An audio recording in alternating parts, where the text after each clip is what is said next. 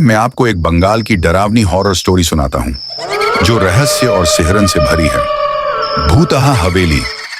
बंगाल की कहानी सालों पहले कोलकाता से दूर एक छोटे गांव में एक विशाल हवेली थी। यह हवेली कभी एक जमींदार की थी, लेकिन उसकी अचानक मौत के बाद से सुनसान पड़ी थी।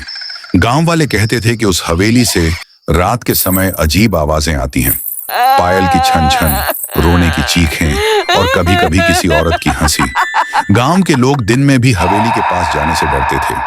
कहा जाता था कि हवेली की ऊपरी मंजिल पर जमींदार की विधवा पत्नी का भूत भटकता है। उसने अपने पति की मौत के बाद आत्महत्या कर ली थी और अब उसकी आत्मा चैन से नहीं सो पाई। एक बार शहर से कुछ कॉलेज के लड़के लड़कियां गांव घूमने आए। उन्हें गांव वालों की बातें अंधविश्वास लगीं और वे सबूत ढूंढने हवेली में घुस गए। शाम का वक्त था। जैसे ही अंधेरा गहराया, हवेली की दीवारों पर लालटेन जैसी टिमटिमाती रोशनी दिखने लगी। अचानक ऊपर से पायल की छनक सुनाई दी। जमीन खिसक गई। एक लड़की ने हिम्मत करके सीढ़ियां चढ़ी तो देखा कि एक सफेद साड़ी पहने औरत, जिसके लंबे काले बाल चेहरे पर लटक रहे थे, धीरे धीरे उनकी ओर बढ़ रही है। उसकी आंखें बिल्कुल लाल थीं और होंठों से खून टपक रहा था। उसने धीमे स्वर में कहा, क्यों आए हो मेरी शांति भंग करने? लड़के लड़कियों ने चीखते हुए बाहर भागने की कोशिश की, मगर दरवाजा अपने आप बंद हो गया। हवेली की दीवारों पर खून जैसे धब्बे उभर आए और सबको लगा मानो पूरी हवेली जिंदा हो उठी हो। सुबह होने तक किसी का पता नहीं चला।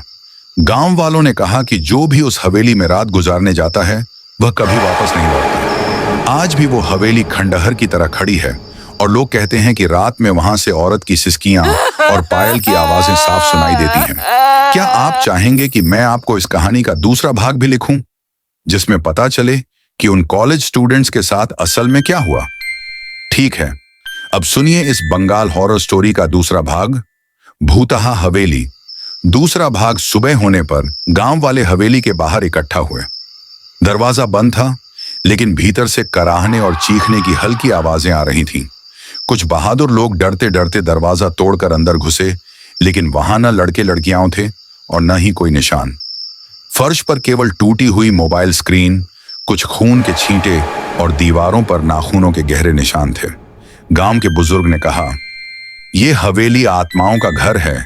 जो अंदर जाता है उसकी आत्मा भी यहीं कैद हो जाती है। कुछ साल बीत गए।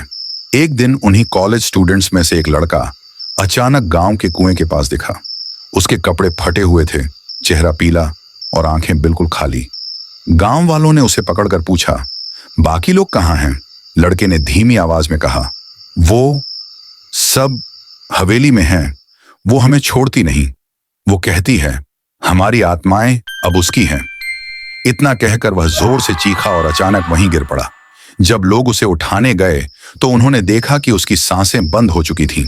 उसके हाथ पर उभरे हुए नीले निशान थे, जैसे किसी औरत की लंबी उंगलियों ने कसकर दबोच रखा हो। गांव वाले मानते हैं कि वह औरत, जमींदार की विधवा, अब हवेली में अकेली नहीं है।